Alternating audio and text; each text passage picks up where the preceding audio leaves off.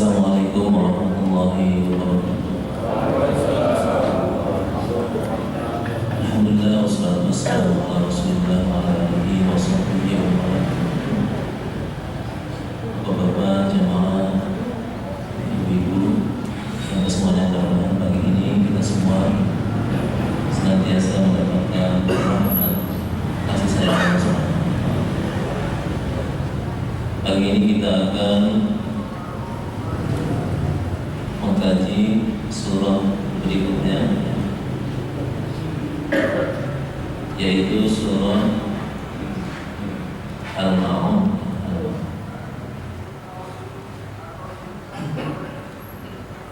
Mari kita baca bersama surah ini sebelum kita mencoba memahami ayat-ayat. Mudah-mudahan Allah turunkan untuk hati kita untuk bisa memahami firman Allah. A'udzu billahi minasyaitonir rajim.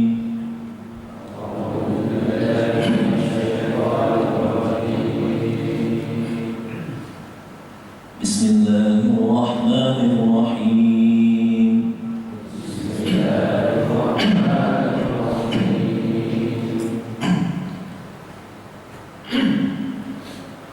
Ara'aita alladhi yukadzibu bid-din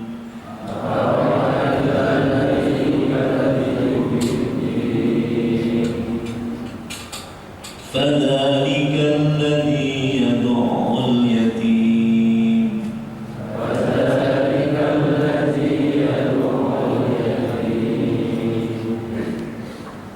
wa la yahuddu 'ala ta'amil miskin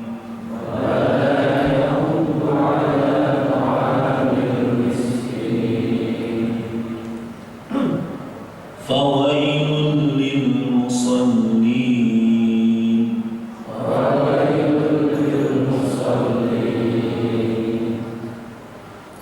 alladhina hum 'an salatihim sahun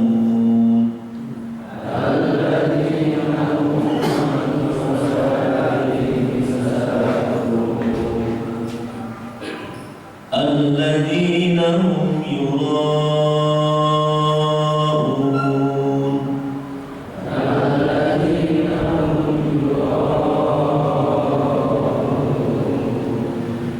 wa yamna'una al-ma'un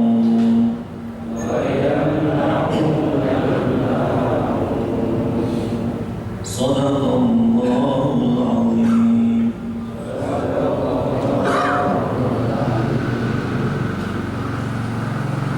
Surah ini dinamakan surah Al-Ma'un karena di antara isinya adalah tentang Al-Ma'un, ya.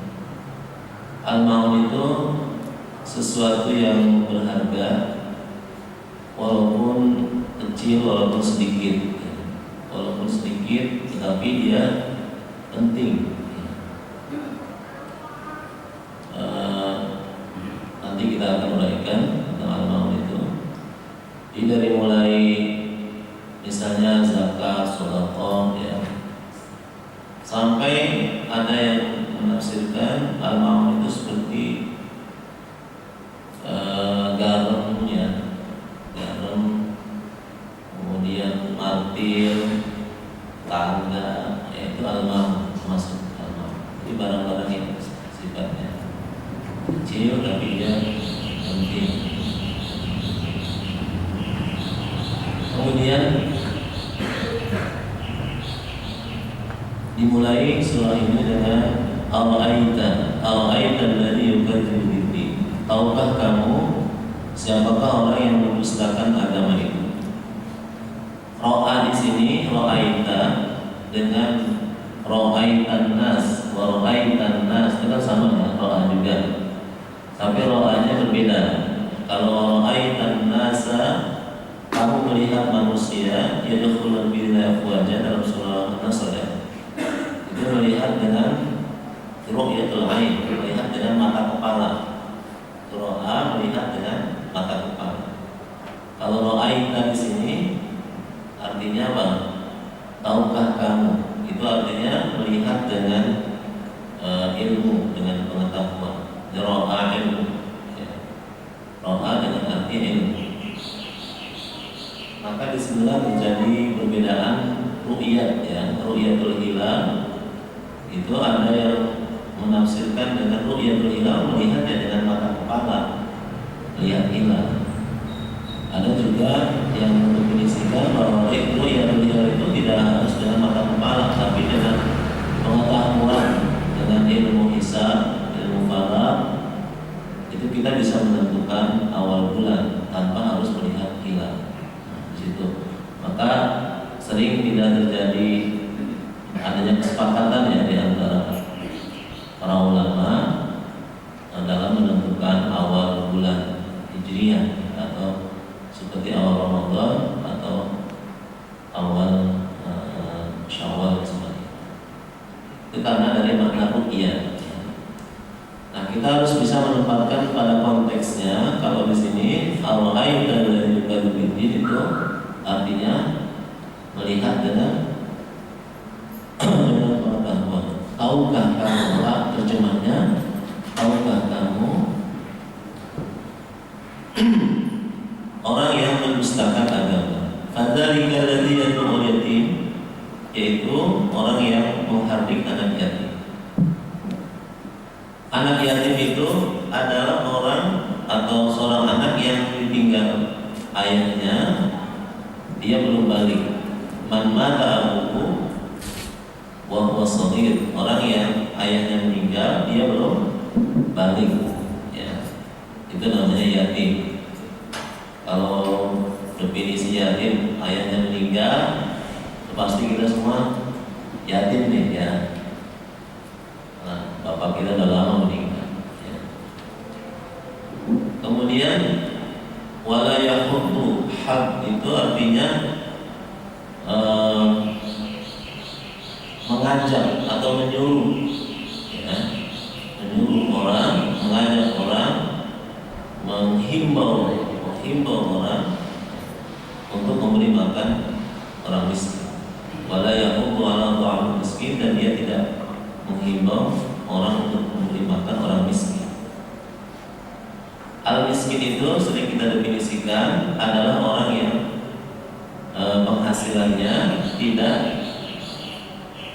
mencukupi, ya, kebutuhan, atau sama sekali tidak punya penghasilan. Itu termasuk kategori miskin. Dalam istilah zakat itu dibedakan, ya, fuqara dan masakin.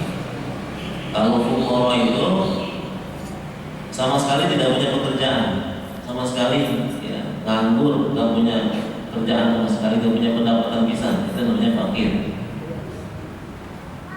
Tapi kalau miskin itu punya pendapatan tapi tidak mencukupi, tidak memadai. Misalnya kebutuhannya sehari 100.000, tapi dia hanya bisa 70.000, 80.000, masuk kategori miskin. Ada juga yang mendefinisikan miskin itu orang yang pendapatannya tidak sampai nisab zakat, maka dia termasuk kategori miskin.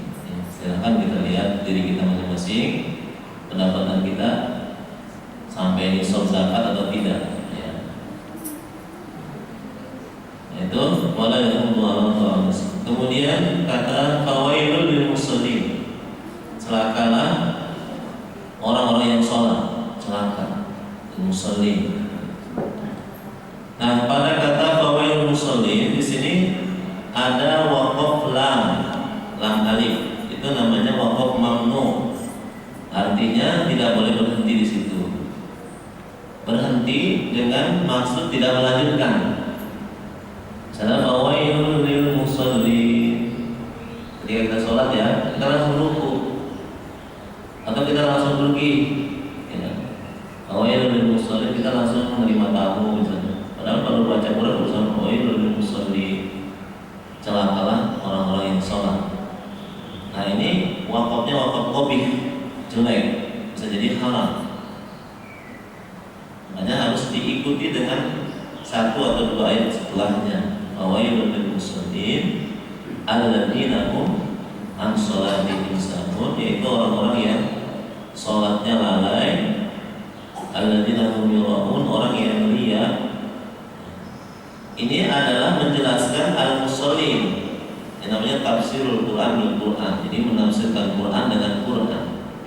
Di alladzina hum an sholatihim sahun itu adalah penjelasan dari al-musallin. Siapa orang-orang yang sholat yang celaka itu? Alladzina hum an sholatihim sahun, orang yang lalai. Alladzina hum yura'un, orang-orang yang ria. Ria itu artinya dia ingin, ria itu kata ro'a, sama dia ro'a, melihat. Jadi dia kalau beramal itu melihat tiap orang dulu, melihat orang. Ada nggak yang lihatin saya? Ada nggak yang memperhatikan saya? Baru dia beramal, baru dia bersedekah, baru dia sholatnya dipanjangin, ditambahin, baru ngajinya dibagusin. Kalau nggak ada yang melihat, dia nggak akan melakukan, ya, dia nggak akan mengerjakan. Atau ketika dia kerjakan tidak maksimal, ya. Itu namanya ria. Jadi ria itu melakukan sesuatu karena ingin dilihat atau diperhatikan atau ingin dinilai oleh orang. Itu namanya ria. Kemudian wayamna'un al-ma'un, dan orang-orang yang menolak, enggan memberikan bantuan sesuatu yang berharga. Wayamna'un. Para jemaah sekalian yang dimuliakan oleh Allah SWT, seperti kita pahami tadi dari terjemah ayat surah ini, bahwa surah ini diawali dengan pertanyaan yang dihadapkan kepada Rasulullah SAW. Allah bertanya pada baginda Rasul, "Ara'aita allazi yukadzibu?" Tahukah kamu Muhammad, siapakah yang mendustakan agama ini? Jadi dia mengaku beragama, tapi dalam pandangan Allah dianggap sebagai orang yang mendustakan.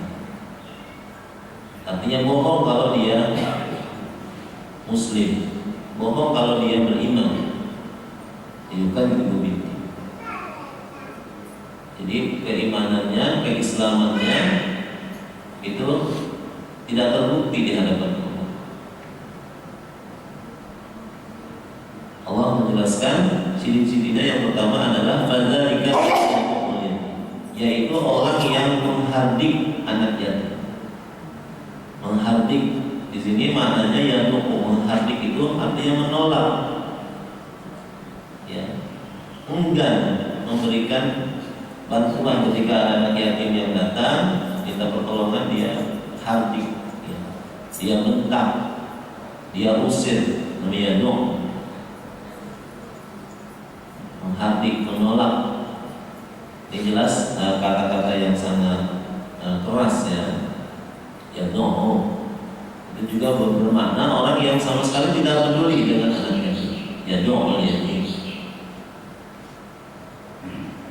ini ciri yang pertama. Ya orang yang tidak menaruh kepedulian kepada anak yatim, maka dia dikategorikan sebagai yukadzibuddin, orang yang mendustakan agama. Ya. Jadi agama kita ini sangat menaruh perhatian besar terhadap anak yatim. Sangat banyak ayat-ayat yang menganjurkan kita, yang memerintahkan kita untuk memelihara anak yatim, untuk memberikan santunan, bantuan, bimbingan kepada mereka. Di ayatul aitam,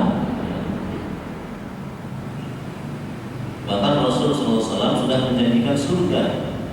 Ana wa kafil yatim, dalam hadis yang sahih, aku dan orang yang merawat, mengurus, membina, mendidik anak yatim fil jannah kahataini, di surga nanti yang seperti ini. Artinya sangat dekat, ya, Rasul dengan orang yang menyantuni anak.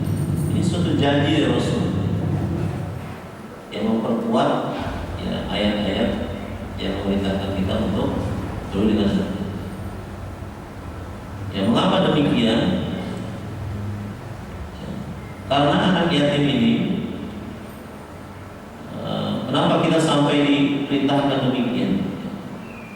Karena anak yatim ini di zaman, terutama di zaman perjuangan Rasulullah SAW, adalah mayoritas anak-anak mujahidin, anak orang-orang yang berjuang di jalan Allah. Jadi orang tuanya gugur di medan perang, gugur dalam bela agama, memperjuangkan agama, dalam perjuangan Islam. Jadi para mujahidin itu, ketika mereka berperang di jalan Allah, ketika mereka berperang melawan orang-orang kafir, melawan musuh-musuh Allah, ketika itu mereka tidak pernah khawatir, tidak pernah takut dengan keluarganya, dengan anak dan istrinya. Kenapa? Karena akan mendapatkan jaminan dari kaum muslimin yang selamat, akan mendapatkan jaminan sosial. Mereka tidak pernah mengkhawatirkan keluarganya. Yang mereka harapkan adalah jannah, surga Allah, dan kejayaan Islam. Itu yang mereka harapkan.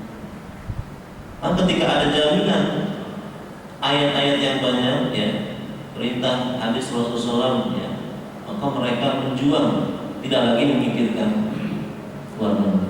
Yang memikirkan, yang mereka pikirkan adalah bagaimana agar Islam ini bisa eksis, bisa jaya. Itu yang mereka pikirkan. Oleh karenanya amat sangat besar, ya, pahala yang Allah janjikan buat mereka yang menyantuni anak-anak. Jadi itu ya latar belakangnya. Tetapi walaupun sudah di zaman damai seperti ini, ya, tetap istilahnya itu bahwa sebab-sebab itu, ya, kekhususan itu tidak berlaku khusus, ya, tetap berlaku umum. Walaupun tidak lagi ada mujahid, ya, di zaman sekarang, kecuali di Gaza, ya, di Gaza. Bagaimana kita melihat pejuang-pejuang Gaza begitu gigih, ya, melawan orang-orang Yahudi. Itu mereka tidak pernah takut, tidak pernah takut. Kenapa?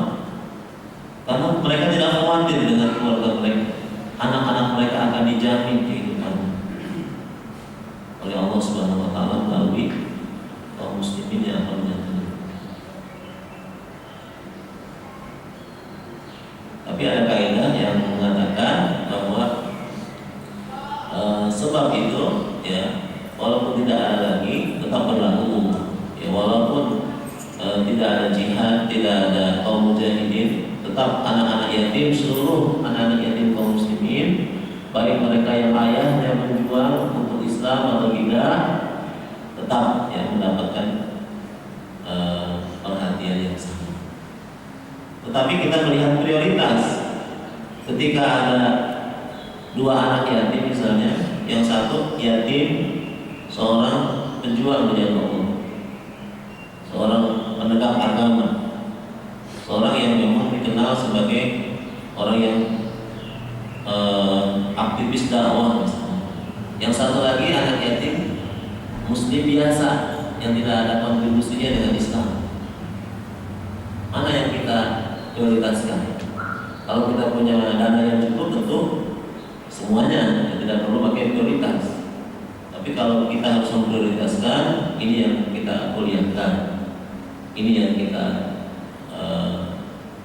lebih dulu kita semangatkan, misalnya. Itu kalau ada prioritas, ya, kalau ada skala prioritas. Jadi menurut atau berdasarkan seperti yang dilakukan oleh para sahabat. Hadirin rahimahullah, jadi memelihara anak yatim, ya, ini merupakan perintah agama, dan menyia-nyiakan yatim, tidak peduli terhadap mereka, ini adalah bagian dari ciri orang yang menistakan agama. Alhamdulillah. Oleh karenanya berusaha kita, ya, untuk walaupun hanya sedikit, walaupun kita hanya bisa sedikit, ya, kita harus tetap andil. Kalau kita tidak mampu sendiri, ya kita kalau berjamaah kita bisa.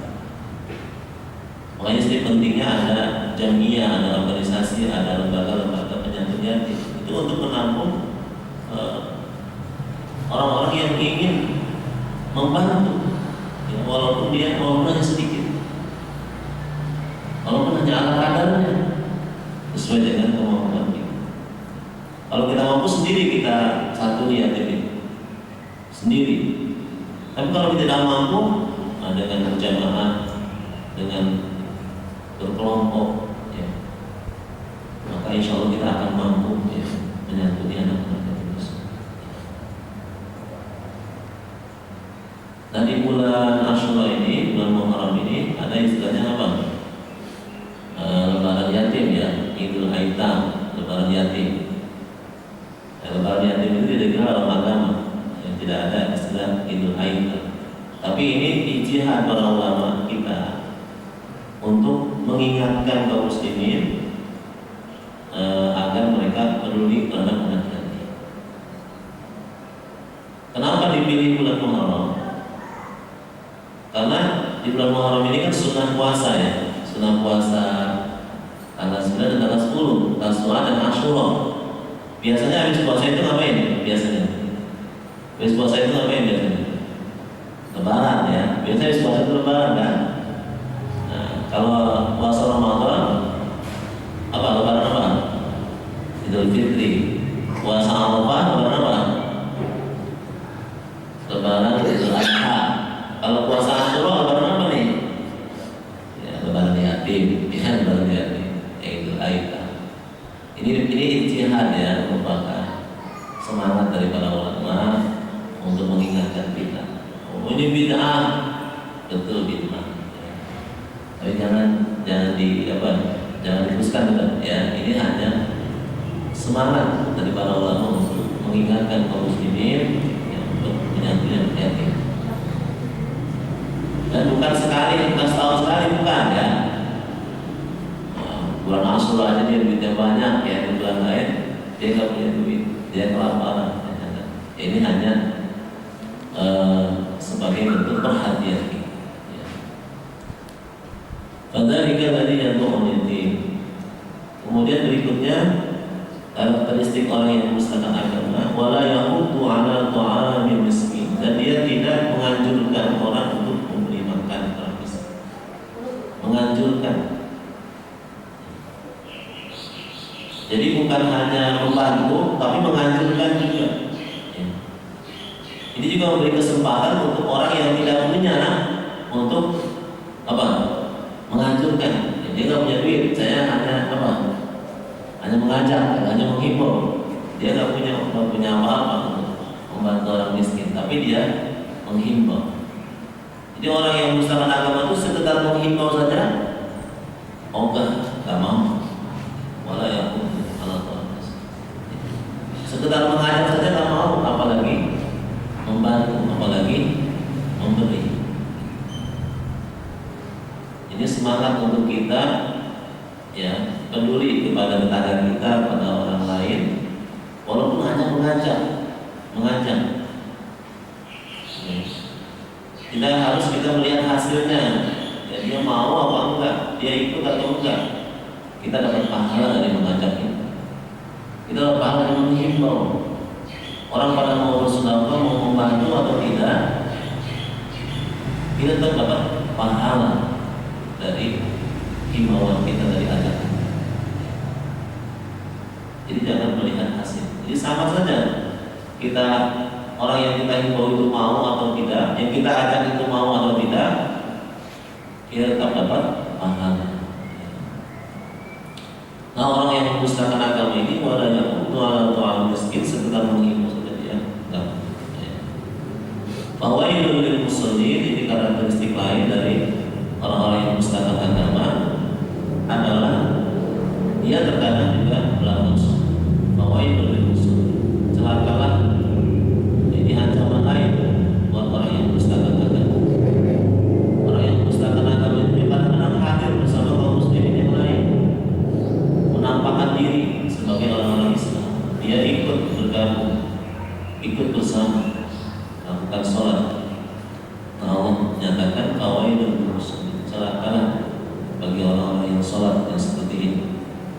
alladzina hum an shalatihim sahun, yaitu mereka yang lalai dalam sholatnya.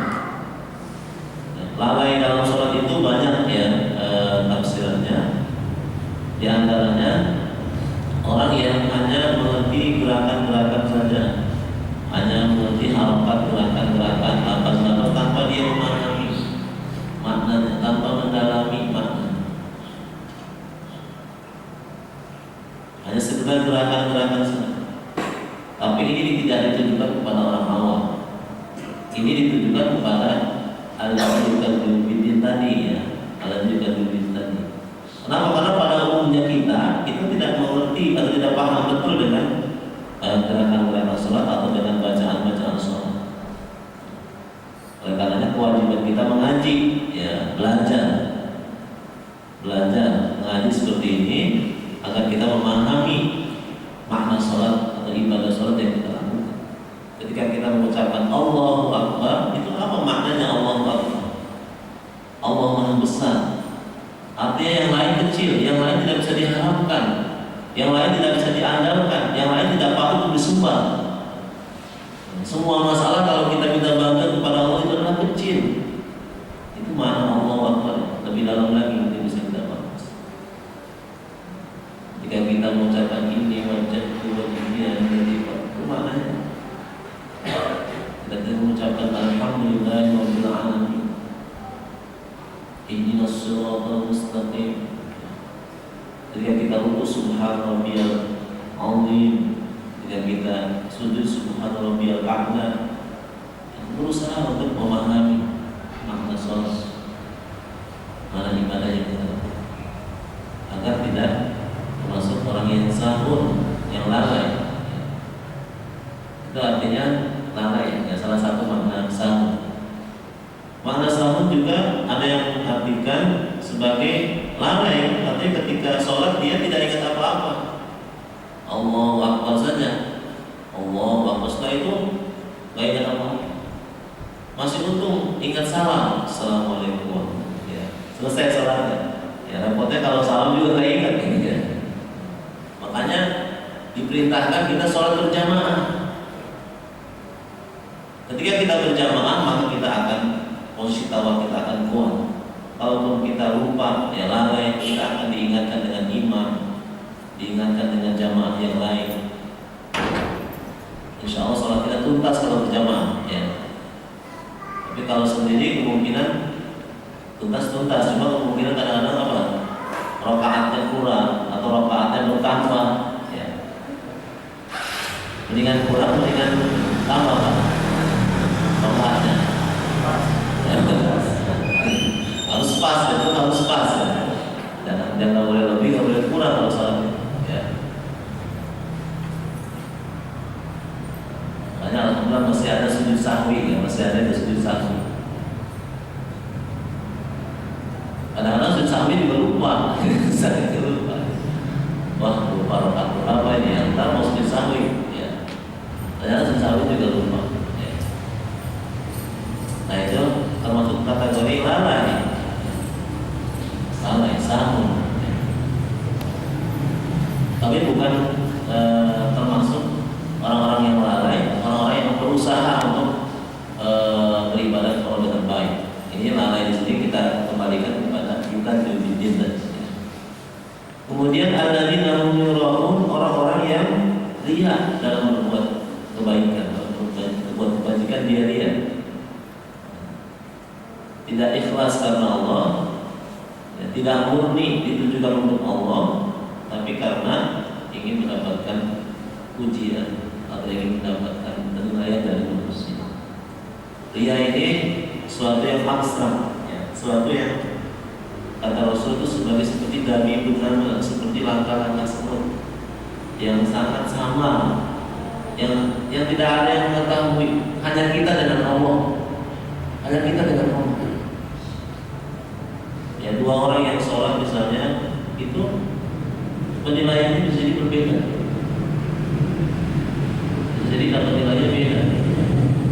Jadi riya itu antara kita dengan Allah saja, hanya Allah yang mengetahui orang ini riya atau ikhlas. Dan dia dami benar.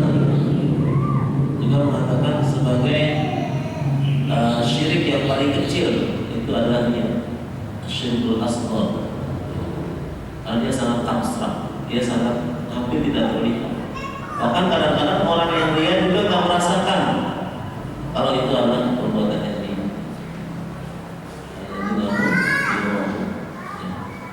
Oleh karenanya kita berusaha untuk mengikhlaskan amal-amal kita karena Allah. Cirinya kita tidak ria ketika sholat misalnya. Ketika sholat sendiri dengan berjamaah sama, itu tidak ria. Jika dia sholat sendiri dengan berjamaah itu sama khusyuknya, sama baiknya bacaannya. Itu ciri, salah satu ciri ya tidak ria. Sekali lagi ini kembali kepada diri kita masing-masing. Ketika ada syaitan yang menggoda kita untuk ria, ya, maka yakini bahwa orang yang diharapkan menilai kita ya, itu juga sama dengan sedang beribadah kepada Allah. Dia juga lagi beribadah kepada Allah. Bagaimana dia akan menilai saya? Bagaimana dia akan memperhatikan saya? Dia juga sama apa Allah yang sedang beribadah, sedang berdoa. Ketika itu ria itu akan tersingkir dari hati.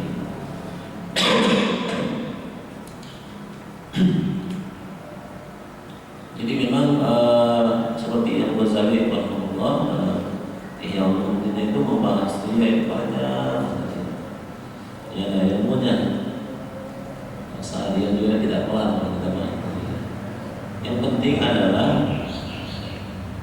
ketika kita mulai amal seperti diperintahkan Rasul, mulailah dengan bismillah. Ketika kita berbuat kebaikan, mulai dengan apa? Bismillah, dengan nama Allah. Itu untuk mengingatkan kita selalu bahwa amal yang kita lakukan ini adalah karena Allah, adalah untuk mengharap pahala dari Allah. Bismillah saya sedekah, Bismillah saya berangkat kerja, Bismillah saya akan kemana. Itu semua ketika kita awali pekerjaan kita dengan menyebut nama Allah, insya Allah dari awal sampai akhir amal kita akan dijaga, akan mendapatkan pahala yang utuh, dari Allah SWT. Di pahalanya tidak berkurang. Maka mulailah dengan bismillah. Ya. Itu anjuran dari para ulama ya, yang telah melakukan riyadhah latihan untuk bisa ikhlas dalam beribadah. Yang naun dan kriteria terakhir orang yang mendustakan agama yang disebutkan dalam ayat ini adalah orang-orang yang enggan menolong orang lain. Walaupun bantuan itu yang diminta hanya sedikit, hanya kecil. Walaupun orang hanya minjam barang yang kecil, barang yang sedikit dia nggak mau. Yang kecil saja nggak mau. Ya enggan, apalagi yang besar. Itu yang naun. Orang minjam tangga, nggak boleh. Pinjam pisau dong, nggak ada, minta garam dong, ya, nggak ada. Walaupun hanya barang-barang yang kecil yang sepele, ya dia nggak mau membantu, nggak mau menolong. Para jemaah sekalian yang dimuliakan oleh Allah, mudah-mudahan kita tidak termasuk orang yukadzibul biddin. Ya, mudah-mudahan kita termasuk orang yang yusaddiqu biddin, orang yang membenarkan agama. Bukan orang yang mendustakan agama. Ya, mudah-mudahan apa yang Allah sebutkan dalam ayat-ayat ini adalah untuk memberikan perhatian kepada kita agar kita yang pertama ya, peduli dengan hati-hati, kemudian berusaha menolong orang-orang yang miskin dan berusaha untuk sholat sebaik mungkin dan berusaha untuk senantiasa ikhlas dalam berbuat kebaikan dan menolong orang lain ya sesuai dengan kemampuan kita. Itulah makna singkat dari surah Al-Naun. Terlebih mohon maaf barangkali ada jamaah yang ingin bertanya, yang kurang jelas saya bisa. Saya Pak. Iya sama. Tapi untuk menghindari perbuatan kita riya, Bapak bilang kita awali dengan bismillah. Ya. Nah, pertanyaan saya, bagaimana kalau ketika kita sudah beramal, kita mengawalinya lupa baca bismillah, tapi di tengah perbuatan kita ingat kalau kita tadi belum bismillah, itu gimana Pak? Ya, Kalau makan gimana? Lupa. Bismillahirrahmanirrahim awal wa akhir. Itu kata Rasul. Jadi Bismillahirrahmanirrahim awal wa akhir. Sebut Bismillahirrahmanirrahim awal wa akhir. Ingat Allah di tengah-tengah, ya nggak apa-apa. Di awal tadi kita lupa, ya mengingat nyebut nama Allah atau tidak. Maka di tengah-tengah kita baca Bismillahirrahmanirrahim awal wa akhir. Yang lain sekarang.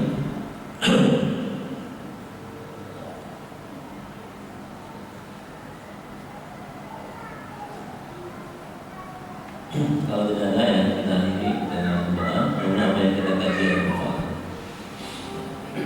Bismillahirrahmanirrahim. Alhamdulillahirobbilalamin. Allahumma shalli ala Muhammad wa ala ali Muhammad. Allahumma rabbana taqabbal minna salatana, siyamana